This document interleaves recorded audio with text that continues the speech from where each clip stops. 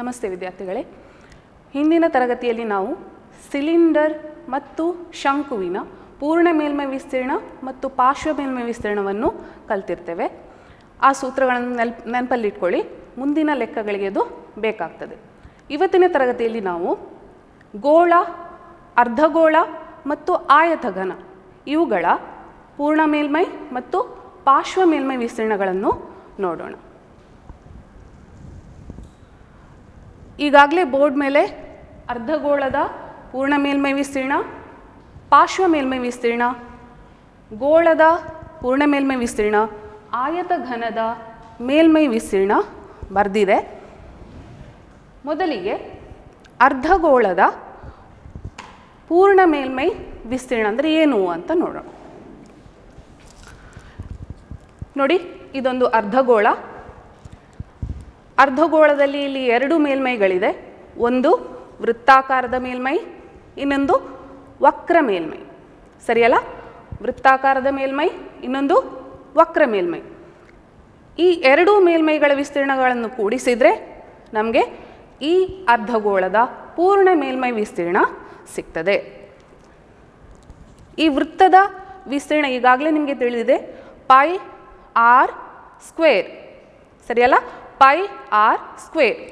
ಅದೇ ರೀತಿ ಈ ಮೇಲ್ಭಾಗದ ವಕ್ರ ಮೇಲ್ಮೈಯ ವಿಸ್ತೀರ್ಣ ಯಾವಾಗಲೂ ಈ ವೃತ್ತದ ವಿಸ್ತೀರ್ಣದ 2ರಷ್ಟು ಇರ್ತದೆ.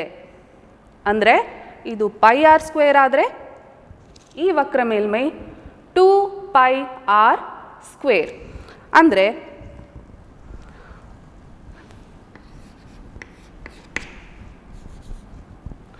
ಎರಡು ಪೈ ಆರ್ ಸ್ಕ್ವೇರ್ ಪ್ಲಸ್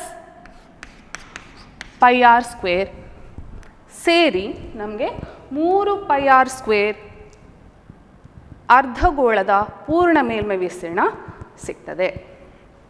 ಹಾಗಾದರೆ ಅರ್ಧಗೋಳದ ಪಾರ್ಶ್ವ ಮೇಲ್ಮೈ ವಿಸ್ತೀರ್ಣ ಏನು ಮಕ್ಕಳೇ? ಈಗ ಹೇಳ್ಬೋದಲ್ಲ ನಿಮಗೆ. ಅರ್ಧಗೋಳದ ಪಾರ್ಶ್ವ ಮೇಲ್ಮೈ ವಿಸ್ತೀರ್ಣ ಏನು? ಈ ಒಂದು ವೃತ್ತಾಕಾರದ ಭಾಗದ ವಿಸ್ತೀರ್ಣವನ್ನು ಹೊರತುಪಡಿಸಿದರೆ ನಿಮಗೆ ಸಿಗುವಂಥ ವಿಸ್ತೀರ್ಣ ಯಾವುದಿದೆಯೋ ಅದು ಇದರ ಪಾರ್ಶ್ವ ಅಥವಾ ವಕ್ರ ಮೇಲ್ಮೈ ವಿಸ್ತೀರ್ಣ ಆಗಿರ್ತದೆ. ಅಂದರೆ ಇಲ್ಲಿ ಪೈ ಆರ್ ಸ್ಕ್ವೇರನ್ನು ಪೂರ್ಣ ಮೇಲ್ಮೈ ವಿಸ್ತೀರ್ಣದಿಂದ ತೆಗೆದುಬಿಡಿ, 2 ಪೈ ಆರ್ ಸ್ಕ್ವೇರ್ ಮಾತ್ರ ಉಳ್ಕೊಳ್ತು. ಆ 2 ಪೈ ಆರ್ ಸ್ಕ್ವೇರ್ ಏನಾಗಿದೆ? ಅರ್ಧಗೋಳದ ಪಾರ್ಶ್ವ ಮೇಲ್ಮೈ ವಿಸ್ತೀರ್ಣ. ಈಗ ಪೂರ್ಣಗೋಳದ ಮೇಲ್ಮೈ ವಿಸ್ತೀರ್ಣ ಅಥವಾ ಪೂರ್ಣ ಮೇಲ್ಮೈ ವಿಸ್ತೀರ್ಣ, ಇಲ್ಲಿ ಒಂದು ಅಂಶ ಗಮನಿಸಿ ಮಕ್ಕಳೇ. ಪಾರ್ಶ್ವ ಮೇಲ್ಮೈ ವಿಸ್ತೀರ್ಣ ಅಥವಾ ಪೂರ್ಣ ಮೇಲ್ಮೈ ವಿಸ್ತೀರ್ಣ ಎರಡು ಬೇರೆ ಬೇರೆಯಾಗಿ ನಾನು ಬರೆದಿಲ್ಲ, ಬದಲಾಗಿ ಪೂರ್ಣ ಮೇಲ್ಮೈ ವಿಸ್ತೀರ್ಣ ಮಾತ್ರ ಯಾಕೆ ಬರೆದಿದ್ದೇನೆ ಗೊತ್ತಾಗ್ತಿದೆಯಾ? ನೋಡಿ, ಈ ಗೋಳದಲ್ಲಿ ಒಂದೇ ಒಂದು ಮೇಲ್ಮೈ ಇದೆ. ನಾವು ಅರ್ಧಗೋಳವನ್ನು ನೋಡಿದ್ವಿ, 2 ಮೇಲ್ಮೈಗಳಿತ್ತು. ಒಂದು ಅದರ ಪಾದ, ಇನ್ನೊಂದು ವಕ್ರ ಮೇಲ್ಮೈ. ಸರಿಯಲ್ಲ? ಈ ಗೋಳದಲ್ಲಿ, ಪೂರ್ಣಗೋಳದಲ್ಲಿ ಒಂದು ಮೇಲ್ಮೈ ಮಾತ್ರ ಇದೆ. ಹಾಗಾಗಿ ಈ ಗೋಳದ ಪಾರ್ಶ್ವ ಮೇಲ್ಮೈ, ಪೂರ್ಣ ಮೇಲ್ಮೈ ಎರಡೂ ವಿಸ್ತೀರ್ಣಗಳು ಒಂದೇ ಆಗಿರ್ತದೆ. ಅಂದರೆ ಗೋಳದ ಪೂರ್ಣ ಮೇಲ್ಮೈ ವಿಸ್ತೀರ್ಣಕ್ಕೆ ಸೂತ್ರ ನಾವೇನು ಬರಿಬೇಕು? 4 ಪೈ ಆರ್ ಸ್ಕ್ವೇರ್. ಯಾಕೆ 4 ಪೈ ಆರ್ ಸ್ಕ್ವೇರ್? ಇದು ಗೋಳದ ಮಧ್ಯಭಾಗ ಆದರೆ ಇಲ್ಲಿಂದ ಮೇಲ್ಭಾಗ ಒಂದು ಅರ್ಧಗೋಳದ ಪಾರ್ಶ್ವ ಮೇಲ್ಮೈ ವಿಸ್ತೀರ್ಣ, ಇನ್ನೊಂದು ಅರ್ಧಗೋಳದ ಪಾರ್ಶ್ವ ಮೇಲ್ಮೈ ವಿಸ್ತೀರ್ಣ. 2 pi r square plus 2 pi r square ಎಷ್ಟಾಯಿತು? 4 ಪೈ ಆರ್ ಸ್ಕ್ವೇರ್. ಹಾಗಾಗಿ ಒಂದು ಪೂರ್ಣಗೋಳದ ಮೇಲ್ಮೈ ವಿಸ್ತೀರ್ಣ ಅಥವಾ ಪೂರ್ಣ ಮೇಲ್ಮೈ ವಿಸ್ತೀರ್ಣ 4 ಪೈ ಆರ್ ಸ್ಕ್ವೇರ್ ಆಗಿರ್ತದೆ. ಅದೇ ರೀತಿ ಆಯತಘನ ಇದರ ಮೇಲ್ಮೈ ವಿಸ್ತೀರ್ಣ ನಾವು ತಗೊಳ್ಳೋದಾದರೆ ಆಯತಘನ ಹೇಗಿರ್ತದೆ ಅಂತ ನಿಮ್ಗೆ ಗೊತ್ತಿದೆ. ಆ ಆಯತಘನವನ್ನು ಬಿಡಿಸಿದಾಗ ನೋಡಿ, ಈ ರೀತಿ ಆಯತಘನ ಇದ್ದರೆ ಆಯತಘನವನ್ನು ಬಿಡಿಸಿದಾಗ ನಿಮಗೆ ಸಿಗುವಂಥ ಜಾಲ, ಇದು ಆಯತಘನ, ಈ ರೀತಿಯಾಗಿ ಅದರ ಜಾಲ ಇರ್ತದೆ. ಈ ಜಾಲದಲ್ಲಿ ನೋಡಿ, ಒಂದು ಆಯತದ ವಿಸ್ತೀರ್ಣ ಉದ್ದ ಗುಣಿಸು ಅಗಲ ಎಲ್ ಗುಣಿಸು ಬಿ. ಅದೇ ರೀತಿ ಇನ್ನೊಂದು ಆಯತ ಇಲ್ಲಿ ಇದೆ, ಇದರದ್ದು ವಿಸ್ತೀರ್ಣ ಎಲ್ ಗುಣಿಸು ಬಿ. ಈ ಬದಿಯನ್ನು ನೋಡಿದರೆ ಇಲ್ಲಿ ಬಿ ಅಳತೆ ಈ ಬಿ ಅಳತೆಗೆ ಸಮನಾಗಿದೆ, ಆದರೆ ಈ ಎಲ್ ಈ ಅಳತೆಗೆ ಸಮನಾಗಿಲ್ಲ. ಇದು ಎಲ್ ಅಲ್ಲ. ಹಾಗಾದರೆ ಏನು? ಎತ್ತರ, ಆಯತದ ಎತ್ತರ, ಅದನ್ನು ಹೆಚ್ ಅಂತ ನಾವು ಕರಿತೇವೆ. ಹೆಚ್ ಗುಣಿಸು ಬಿ ಈ ಆಯತದ ವಿಸ್ತೀರ್ಣ ಆಗಿರ್ತದೆ. ಇದೇ ರೀತಿ ಇನ್ನೊಂದು ಆಯತ ಇಲ್ಲಿದೆ, ಮೇಲ್ಭಾಗದ ಆಯತ ನೋಡಿ, ಈ ಉದ್ದ ಮತ್ತು ಈ ಆಯತದ ಉದ್ದಗಳು ಒಂದೇ ಆಗಿದೆ. ಅಗಲವನ್ನು ಬಿ ತಗೊಳ್ಳಿಕ್ಕಾಗೋದಿಲ್ಲ ನಾವು, ಯಾಕಂದರೆ ಈ ಅಗಲಕ್ಕೂ ವ್ಯತ್ಯಾಸ ಇದೆ. ಆದರೆ ಈ ಅಂಶಗಳು ಸಮನಾಗಿದೆ. ಇದನ್ನು ನಾವು ಎತ್ತರ ಅಂತ ಆಗಲೇ ತಗೊಂಡಿದ್ದೇವೆ. ಹಾಗಾಗಿ ಎಲ್ ಗುಣಿಸು ಹೆಚ್ ಈ ಆಯತದ ವಿಸ್ತೀರ್ಣ ಆಗಿರ್ತದೆ. ಇಂಥದ್ದು 2 ಆಯತಗಳು ಈ ಜಾಲದಲ್ಲಿ ಇದೆ. ಒಟ್ಟಲ್ಲಿ ಹೇಳುವುದಾದರೆ L into B plus L into B 2 L ಗುಣಿಸು ಬಿ, ಹೆಚ್ ಗುಣಿಸು ಬಿ ಗುಣಿಸು ಪ್ಲಸ್ ಹೆಚ್ ಗುಣಿಸು ಬಿ 2 ಹೆಚ್ ಬಿ, ಹೆಚ್ ಗುಣಿಸು ಎಲ್ ಪ್ಲಸ್ ಹೆಚ್ ಗುಣಿಸು ಎಲ್ 2 ಹೆಚ್ ಎಲ್. ಒಟ್ಟು ಸೇರಿದಾಗ ನಮಗೆ ಸಿಗುವಂತಹ ಸೂತ್ರ 2 ಗುಣಿಸು L B plus B H plus H L. ಪ್ರತಿ ಸಲ ನೀವು ಜಾಲವನ್ನು ಬಿಡಿಸಿ ನೆನಪಲ್ಲಿಟ್ಕೊಳ್ಳಿಕ್ಕಾಗೋದಿಲ್ಲ ಸೂತ್ರವನ್ನು. ಒಂದು ಸುಲಭ ಉಪಾಯ ಏನು ಅಂತ ಹೇಳಿದರೆ,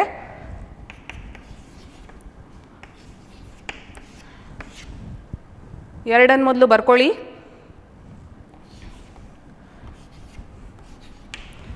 ಎಲ್ ಬಿ ಹೆಚ್ಗಳನ್ನು ಬರ್ಕೊಳ್ಳಿ. ಈ ರೀತಿ ಆ್ಯರೋ ಮಾರ್ಕ್ ಹಾಕ್ಕೊಂಡ್ರೆ ಎಲ್ ಗುಣಿಸು ಬಿ ಪ್ಲಸ್ ಬಿ ಗುಣಿಸು ಹೆಚ್ ಪ್ಲಸ್ ಹೆಚ್ ಗುಣಿಸು ಎಲ್. ಇದು ಸುಲಭವಾಗಿ ನಿಮಗೆ ಸೂತ್ರ ಬರೀಲಿಕ್ಕಿರುವಂತಹ ವಿಧಾನ ಆಗಿರ್ತದೆ. ಹಾಗಾದರೆ ಮಕ್ಕಳೇ, ಸಿಲಿಂಡರ್, ಶಂಕು, ಅರ್ಧಗೋಳ, ಗೋಳ, ಆಯತಘನ ಇಷ್ಟು ಘನ ಆಕೃತಿಗಳ ವಿಸ್ತೀರ್ಣಗಳನ್ನು ನಾವು ಈಗಾಗಲೇ ಕಲಿತಾಗಿದೆ. ಆ ಸೂತ್ರಗಳನ್ನು ಉಪಯೋಗಿಸಿಕೊಂಡು ಲೆಕ್ಕಗಳನ್ನು ಹೇಗೆ ಮಾಡೋದು ಅಂತ ಹೇಳುವುದನ್ನು ನೋಡೋಣ. ನಿಮ್ಮ ಪಾಠದಲ್ಲಿ ಬರುವಂಥದ್ದು ಮುಖ್ಯವಾಗಿ ಜೋಡಿಸಿದ ಘನಾಕೃತಿಗಳ ವಿಸ್ತೀರ್ಣಗಳು. ಜೋಡಿಸಿದ ಘನಾಕೃತಿ ಅಂದ್ರೇನು?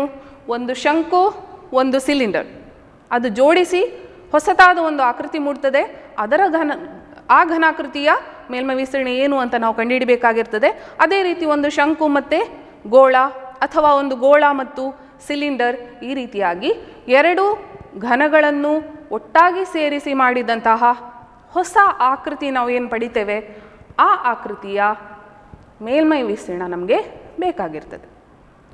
ಮೊದಲನೇ ಲೆಕ್ಕ ನಾವು ಮಾಡಲಿಕ್ಕಿರುವಂಥದ್ದು ನಿಮ್ಮ ಪಾಠದ 15.1 ಅಭ್ಯಾಸದಲ್ಲಿ ಬರುವಂತಹ 3ನೇ ಲೆಕ್ಕ. ಆ 3ನೇ ಲೆಕ್ಕ ಹೇಗಿದೆ ನೋಡೋಣ. ಒಂದು ಅರ್ಧಗೋಳಾಕಾರದ ಆಟಿಕೆಯ ಭಾಗ, ಇನ್ನೊಂದು ಶಂಕುವಿನಾಕಾರದ ಆಟಿಕೆಯ ಒಂದು ಭಾಗವನ್ನು ಜೋಡಿಸಿ ಒಂದು ಹೊಸ ಆಕೃತಿಯನ್ನು ತಯಾರಿಸಲಾಗಿದೆ. ಆಟಿಕೆಯ ರೂಪದಲ್ಲಿದೆ ಅದು.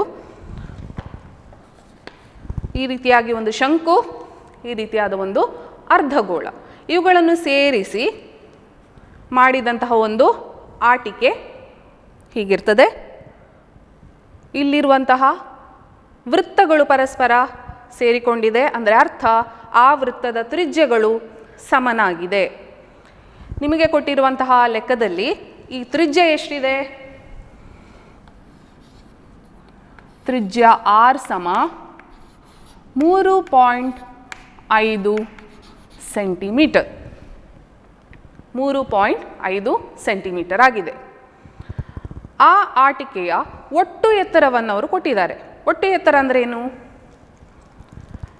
ಶಂಕುವಿನ ಎತ್ತರ ಮಾತ್ರ ಅಂತ ಹೇಳಿ ಆದರೆ ಅದು ಹೆಚ್ ನೇರ ಎತ್ತರ, ಗೋಳದ ಎತ್ತರ ಮಾತ್ರ ಹೇಳಿ ಆದರೆ ಅದು ಆರ್, ಇಲ್ಲಿಂದ ಇಲ್ಲಿಗಿರುವ ದೂರ. ಹೆಚ್ ಪ್ಲಸ್ ಆರ್ ಅವರು ಕೊಟ್ಟಿರುವಂಥದ್ದು. ಹೆಚ್ ಪ್ಲಸ್ ಆರ್ ಅನ್ನು ಈಗಾಗಲೇ ಕೊಟ್ಟಿದ್ದಾರೆ. ಶಂಕು ಮತ್ತು ಗೋಳದ ಒಟ್ಟು ಎತ್ತರ 15.5 ಸೆಂಟಿಮೀಟರ್ಗಳು ಈಗಾಗಲೇ ಅವರು ಕೊಟ್ಟಿದ್ದಾರೆ. ಚಿತ್ರರೂಪದಲ್ಲಿ ಇದನ್ನು ಬರೆಯುವುದಾದರೆ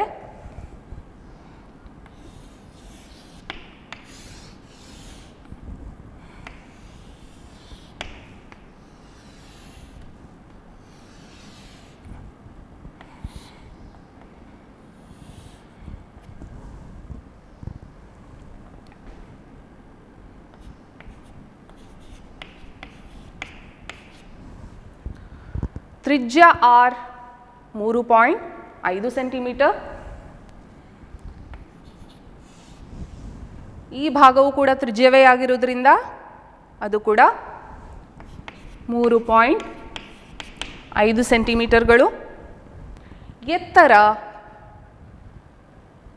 ಆಟಿಕೆಯ ಒಟ್ಟು ಎತ್ತರವನ್ನು ಕೊಟ್ಟಿರುವುದರಿಂದ ಇಲ್ಲಿಂದ ಇಲ್ಲಿಗೆ ಇದು ಹೆಚ್ ಪ್ಲಸ್ ಈ ಭಾಗ ಆರ್, ಒಟ್ಟಾಗಿ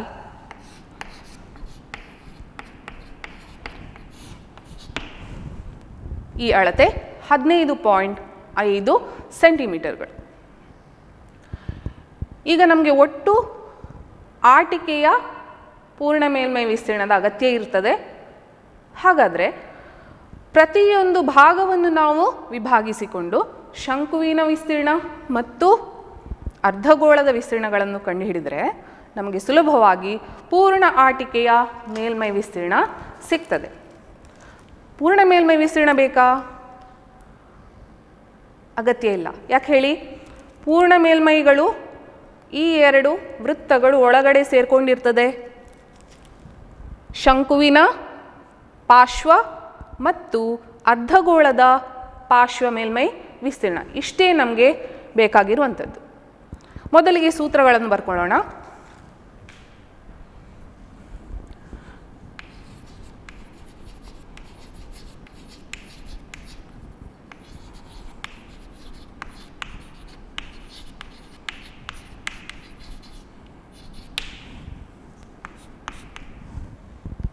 ಆಟಿಕೆಯ ಒಟ್ಟು ವಿಸ್ತೀರ್ಣ ಸಮ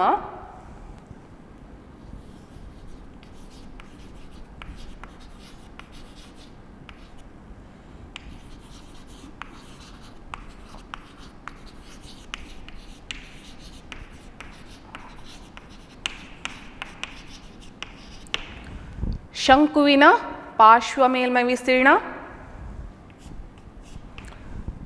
ಪ್ಲಸ್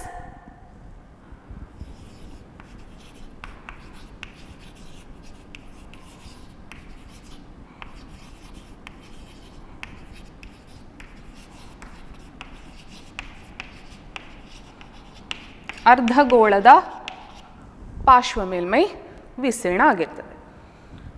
ಸೂತ್ರಗಳು ನಮಗೆ ಈಗಾಗಲೇ ತಿಳಿದಿದೆ. ಆ ಸೂತ್ರಗಳನ್ನು ಹಾಕಿಕೊಳ್ಳೋಣ. ಶಂಕುವಿನ ಪಾರ್ಶ್ವ ಮೇಲ್ಮೈ ವಿಸ್ತೀರ್ಣಕ್ಕೆ ಸೂತ್ರ ಏನಿದೆ?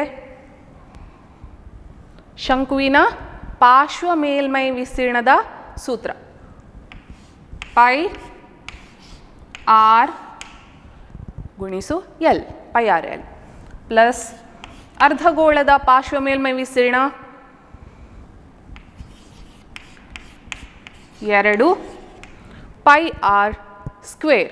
ಇವುಗಳನ್ನು ಒಟ್ಟಾಗಿ ಸೇರಿಸಿ ಬರೆದು ಸಂಕ್ಷಿಪ್ತಗೊಳಿಸಿದಾಗ ಪೈ ಆರ್ ಮತ್ತು ಪೈ ಆರ್ ಸಾಮಾನ್ಯ ಇದೆ. Pi r into L plus ಇಲ್ಲೊಂದು 2 ಆರ್ ಸ್ಕ್ವೇರಿಂದ ಆರ್ ಸಾಮಾನ್ಯ, ಇನ್ನೊಂದು ಆರ್ ಉಳ್ಕೊಂಡಿದೆ. ಈ ರೀತಿ ಮೊದಲಿಗೆ ಸಂಕ್ಷೇಪಿಸಿಕೊಳ್ಳಿ. ನಂತರ ನಮ್ಮ ಸೂತ್ರಕ್ಕೆ ಅಗತ್ಯ ಇರುವ ಎಲ್ಲ ಅಂಶಗಳು ಇಲ್ಲಿ ಇದೆಯಾ ಅಂತ ಹೇಳಿ ನೋಡ್ಕೊಳ್ಳೋಣ. ಮೊದಲಿಗೆ ತ್ರಿಜ್ಯ ಶಂಕು ಮತ್ತು ಅರ್ಧಗೋಳಕ್ಕೆ ಒಂದೇ ತ್ರಿಜ್ಯ ಆಗಿರೋದ್ರಿಂದ 3.5 ನಾವು ಇಲ್ಲಿ ಬೆಲೆಯನ್ನು ಹಾಕಿಕೊಳ್ಬೋದು. ಆದರೆ ಎಲ್ ಓರೆ ಎತ್ತರ ನಮಗೆ ಗೊತ್ತಿಲ್ಲ. ಬದಲಾಗಿ ಶಂಕುವಿನ ನೇರ ಎತ್ತರ ಕಂಡುಹಿಡಿಯಲಿಕ್ಕೆ ನಮಗೆ ಸಾಧ್ಯ ಇದೆ ಅಂತ ಹೇಳ್ತಾ ಇದ್ದೇನೆ. ಅಂದರೆ ಈಗ ನಮಗೆ ಪೂರ್ಣವಾಗಿ ಆಟಿಕೆ ಎತ್ತರ ಮಾತ್ರ ಗೊತ್ತಿದೆ, ಶಂಕುವಿನ ಎತ್ತರ ಇನ್ನೂ ನಾವು ಕಂಡು ಹಿಡಿದಿಲ್ಲ. ಏನು ಮಾಡಿದರೆ ಸಿಗ್ತದೆ? ಪೂರ್ಣ ಎತ್ತರ 15.5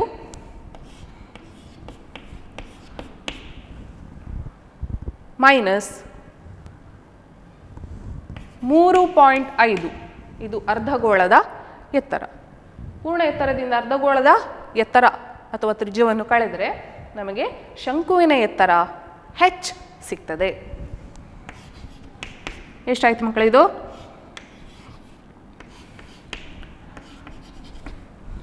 12 ಸೆಂಟಿಮೀಟರ್. ಇಲ್ಲಿ ಹಾಕ್ಲಿಕ್ಕಾಗ್ತದ ಸೂತ್ರಕ್ಕೆ? ಇಲ್ಲ. ಇಲ್ಲಿರುವಂಥದ್ದು ಓರೆ ಎತ್ತರ, ನೇರ ಎತ್ತರ. ಹಾಗಾದರೆ ಓರೆ ಎತ್ತರಕ್ಕೆ ನೇರ ಎತ್ತರವನ್ನು ಪರಿವರ್ತಿಸುವುದು ಹೇಗೆ ಅದನ್ನು ನೋಡುವ.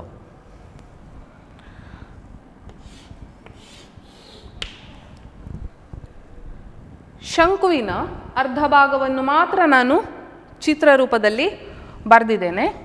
ಒಂದು ಲಂಬಕೋನದ ರೂಪದಲ್ಲಿ ಇದಿದೆ. ಇಲ್ಲಿ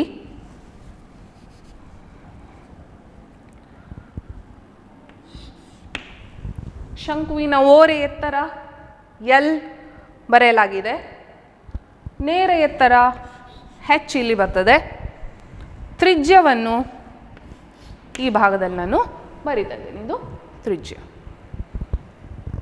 ಈಗ ಪೈಥಾಗೋರಸ್ನ ಪ್ರಮೇಯದ ಆಧಾರದ ಮೇಲೆ ಇಲ್ಲಿ ಲಂಬಕೋನಕ್ಕೆ ಅಭಿಮುಖವಾಗಿರುವ ಬಾಹು ವಿಕರ್ಣ ಅದ್ಯಾವುದು? ಎಲ್ ಸ್ಕ್ವೇರ್ ಸಮ ವಿಕರ್ಣದ ವರ್ಗ ಸಮ ಉಳಿದೆರಡು ಬಾಹುಗಳು h ಮತ್ತು r, ಉಳಿದೆರಡು ಬಾಹುಗಳು ಅವುಗಳ ವರ್ಗಗಳ ಮೊತ್ತ. ಎಲ್ ಸ್ಕ್ವೇರ್ ಸಮ h square plus r square ಅಂತ ಹೇಳಿ ನಮಗೆ ಸೂತ್ರ ಸಿಕ್ಕಿದೆ. h ಸ್ಕ್ವೇರ್ ನಮಗೆ ಬೇಕಾಗಿಲ್ಲ, ನಮಗೆ ಬೇಕಾಗಿರುವಂಥದ್ದು ಎಲ್. ಹಾಗಾಗಿ ಎಲ್ ಸಮ ವರ್ಗಮೂಲ h square plus r square ಅಂತ ನಾವು ಇದನ್ನು ಬರಿತೇವೆ. ಈ ಸೂತ್ರದಲ್ಲಿ ನಾವು h ಮತ್ತು r ನ ಬೆಲೆಯನ್ನು ಆದೇಶ ಮಾಡಿದಾಗ ಎಲ್ ಸಮ h ನ ಬೆಲೆ ಏನು ಬಂದಿದೆ ನಮಗೆ? 12, 12ರ ವರ್ಗ ಪ್ಲಸ್ r ಸ್ಕ್ವೇರ್ 3.5ರ ವರ್ಗ. ಸಂಕ್ಷೇಪಿಸಿದಾಗ 12ರ ವರ್ಗ 144, 3.5ರ ವರ್ಗ. ವೇದಗಣಿತದಲ್ಲಿ 35, 25, 45 ಇವುಗಳ ವರ್ಗಗಳನ್ನು ಕಂಡುಹಿಡಿಯಲಿಕ್ಕೆ ಸುಲಭ ವಿಧಾನ ಇದೆ. ನಿಮಗೆಲ್ಲ ಗೊತ್ತಿರ್ಬೋದು, ಗೊತ್ತಿಲ್ಲ ಅಂತ ಹೇಳಿ ಆದರೆ ಇನ್ನೊಮ್ಮೆ ಅದನ್ನಿಲ್ಲಿ ನೆನಪಿಸ್ತಾ ಇದ್ದೇನೆ. 35ರ ವರ್ಗ ನನಗೆ ಬೇಕು ಅಂತ ಹೇಳಿ ಆದರೆ ಬಿಡಿ ಅಂಕೆಯನ್ನು ಮಾತ್ರ ಗುಣಿಸಿ 5 ಗುಣಿಸು 5 25 ನೇರವಾಗಿ ಬರೆದು ಬಿಡಿ. ಇಲ್ಲಿರುವಂಥದ್ದು 3, ಆ 3 ಗುಣಿಸು ಅದರ ಅನುಕ್ರಮ ಸಂಖ್ಯೆ 4, 3 ಗುಣಿಸು 4 ಎಷ್ಟಾಯಿತು? 12. 3 4 12, 1225. ಇಲ್ಲಿ ದಶಮಾಂಶ ಬಿಂದು ಇದೆ, 2 ಸ್ಥಾನ ಆದಮೇಲೆ ನಾವಿಲ್ಲಿ ಬಿಂದು ಹಾಕಿದರೆ ಆಯಿತು. ನಮಗೆ ಸಿಕ್ಕಂಥ ಉತ್ತರ ಏನು ಹಾಗಾದರೆ? 12.25. ಇದು 3.5ರ ವರ್ಗ ಆಗಿರ್ತದೆ. ಕೂಡಿಸ್ಕೊಳ್ಳಿ.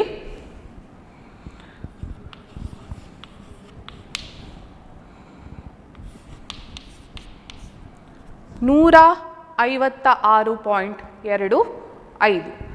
ಇದನ್ನು ವರ್ಗಮೂಲ ತೆಗೆದಾಗ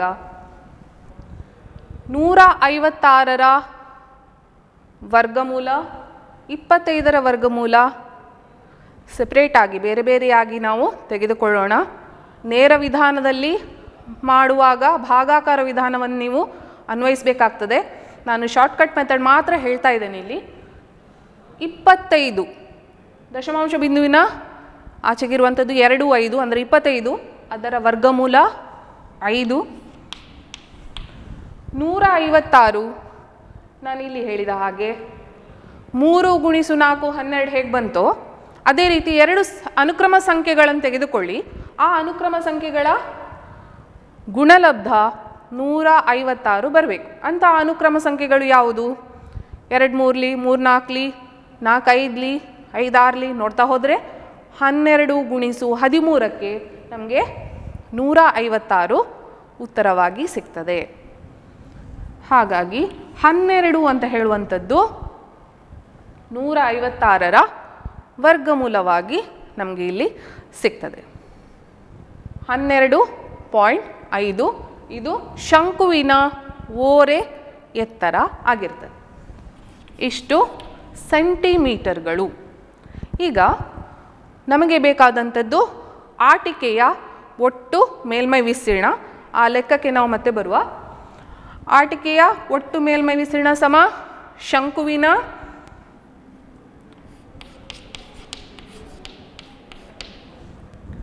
ಓರೆ ಎತ್ತರವನ್ನು ಉಪಯೋಗಿಸಿಕೊಂಡು ಬರೆದಂತಹ ಸೂತ್ರ ಯಾವುದು?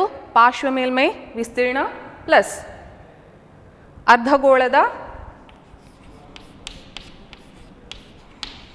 ಪಾರ್ಶ್ವ ಮೇಲ್ಮೈ ವಿಸ್ತೀರ್ಣ.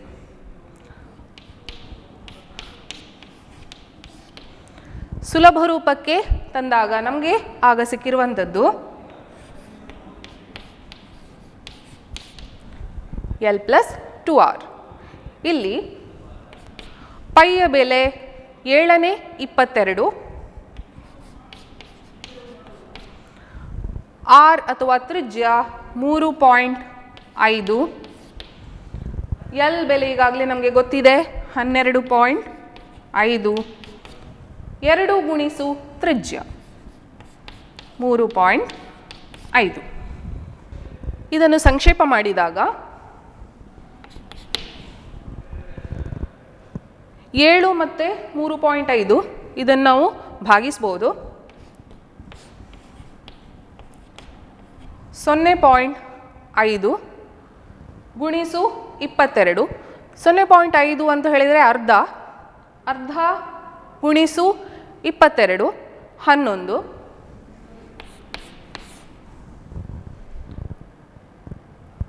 ಈ ಎರಡರಲ್ಲಿ ಗುಣಾಕಾರ ಇರುವಂಥದ್ದು ಇಲ್ಲಿದೆ. ಇದನ್ನು ಮೊದಲು ಮಾಡ್ಕೊಳ್ಳಿ. 2 ಗುಣಿಸು 3.5 ಅಂದರೆ 3/2 2ರಷ್ಟು 7 ಪ್ಲಸ್ 12/2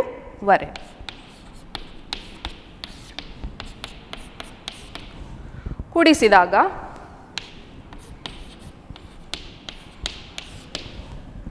19.5 ಸಿಗ್ತದೆ. ಇವುಗಳನ್ನು ಗುಣಿಸಿಕೊಳ್ಳಿ. ಗುಣಿಸಿದಾಗ ನಮಗೆ ಸಿಗುವಂಥದ್ದು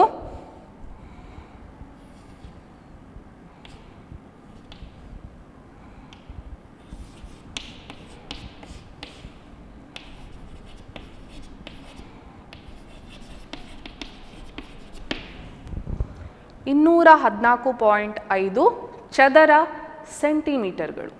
214.5 ಚದರ ಸೆಂಟಿಮೀಟರ್ಗಳು. ಇದು ಈ ಆಟಿಕೆಯ ಒಟ್ಟು ವಿಸ್ತೀರ್ಣ. ಶಂಕುವಿನ ಪಾರ್ಶ್ವ ಮೇಲ್ಮೈ ಪ್ಲಸ್ ಅರ್ಧಗೋಳದ ಪಾರ್ಶ್ವ ಮೇಲ್ಮೈ.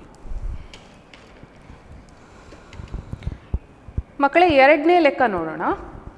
ನಿಮ್ಮ ಅಭ್ಯಾಸದ 15.1 ಅಭ್ಯಾಸದಲ್ಲಿ 6ನೇ ಲೆಕ್ಕ ಒಂದು ಔಷಧದ ಕ್ಯಾಪ್ಸೂಲ್ನ ಲೆಕ್ಕ. ತುಂಬ ರಿಪೀಟ್ ಆದಂತಹ ಲೆಕ್ಕ ಇದು. ಹಾಗಾಗಿ ಸ್ವಲ್ಪ ಗಮನ ಜಾಸ್ತಿ ಕೊಡಿ. ಅಲ್ಲದೆ ಪ್ರತಿ ಸಲ ನಿಮಗೆ ಈ ರೀತಿ ಮಾದರಿಗಳನ್ನು ತಂದು ತೋರಿಸಿ ಹೇಳಲಿಕ್ಕಾಗೋದಿಲ್ಲ, ಪರೀಕ್ಷೆಯಲ್ಲಿ ಸಹ ಇದು ಉಪಯೋಗಕ್ಕೆ ಬರುವುದಿಲ್ಲ. ಹಾಗಾಗಿ ನಿಮ್ಮ ಕಲ್ಪನಾ ಶಕ್ತಿಯನ್ನು ಉಪಯೋಗಿಸಿಕೊಂಡು ಲೆಕ್ಕಗಳನ್ನು ಮಾಡಲಿಕ್ಕೆ ನೀವು ಕಲಿಬೇಕು. ಕೆಲವು ಲೆಕ್ಕಗಳಲ್ಲಿ ಚಿತ್ರಗಳನ್ನೇ ಕೊಟ್ಟಿರುವುದಿಲ್ಲ, ಆ ಚಿತ್ರಗಳನ್ನು ನೀವು ಲೆಕ್ಕವನ್ನು ಓದಿಕೊಂಡು ಬರಿಬೇಕಾಗ್ತದೆ. ಸರಿಯಾಗಿ ಯೋಚನೆ ಮಾಡಿದರೆ, ಅರ್ಥ ಮಾಡಿಕೊಂಡ್ರೆ ಸುಲಭದಲ್ಲಿ ಆ ಚಿತ್ರಗಳನ್ನು ನೀವು ಬರಿಬೋದಾಗಿದೆ. ನಾನು ಹೇಳ್ತಾ ಇರುವ ಈ ಲೆಕ್ಕಕ್ಕೆ ಅಲ್ಲಿ ಈಗಾಗಲೇ ಚಿತ್ರವನ್ನು ಕೊಟ್ಟಿರ್ತಾರೆ. 6ನೇ ಲೆಕ್ಕ ಈ ರೀತಿ ಇದೆ. ಒಂದು ಔಷಧ ಕ್ಯಾಪ್ಸೂಲ್ನ ಆಕಾರವು ಒಂದು ಸಿಲಿಂಡರ್ನ ಪ್ರತಿ ಪಾದಗಳಲ್ಲಿ 2 ಅರ್ಧಗೋಳಗಳನ್ನು ಅಂಟಿಸಿ ಮಾಡಲ್ಪಟ್ಟಿದೆ.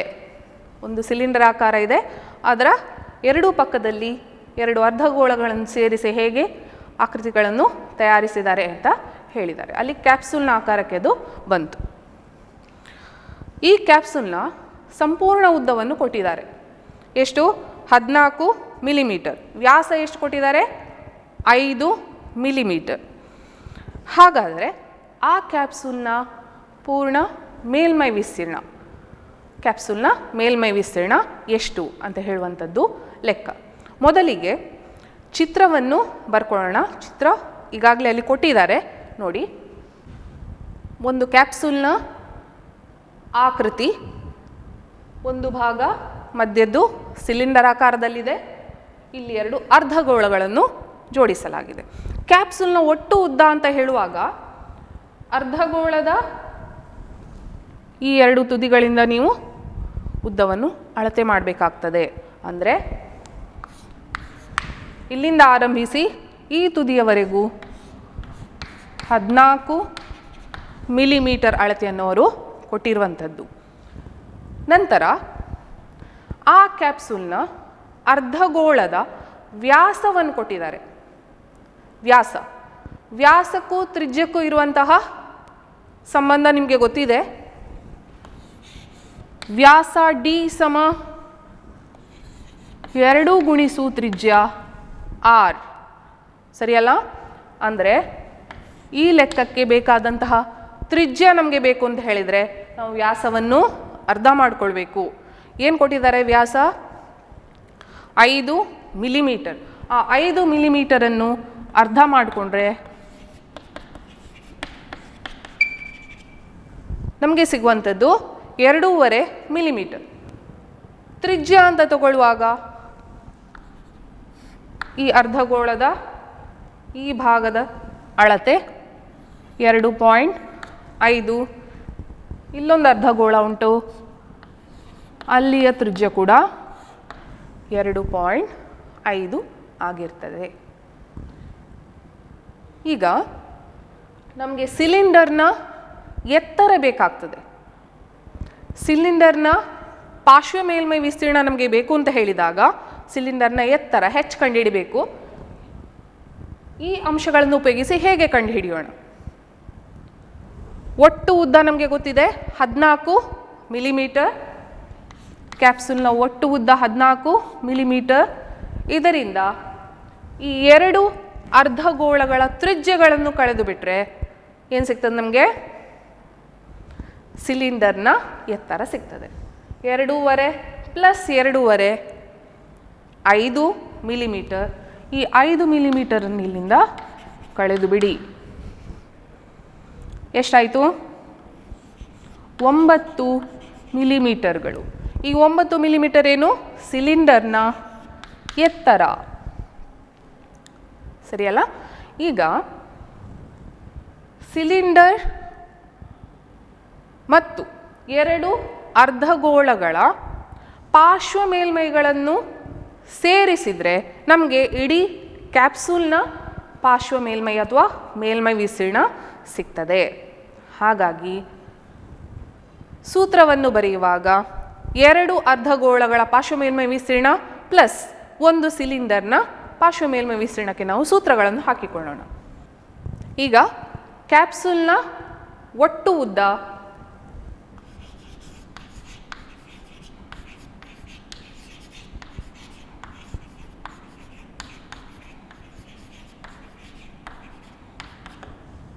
ಸಮ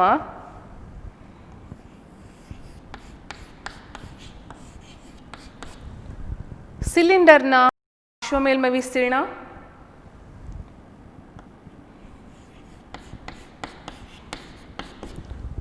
ಒಂದು ಅರ್ಧಗೋಳದ ಪಾರ್ಶ್ವ ಮೇಲ್ಮೈ ವಿಸ್ತೀರ್ಣ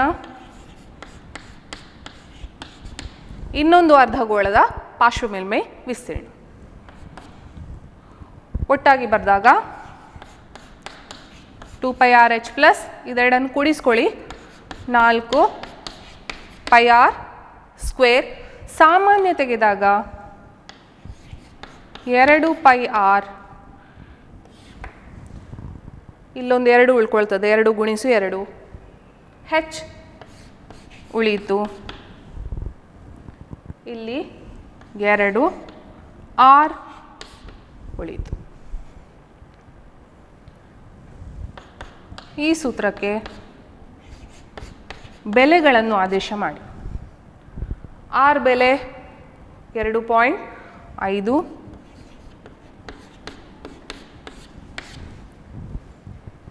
h ನಮಗೆ ಸಿಕ್ಕಿರುವಂಥದ್ದು 9 ಮಿಲಿಮೀಟರ್ ತ್ರಿಜ್ಯ 2.5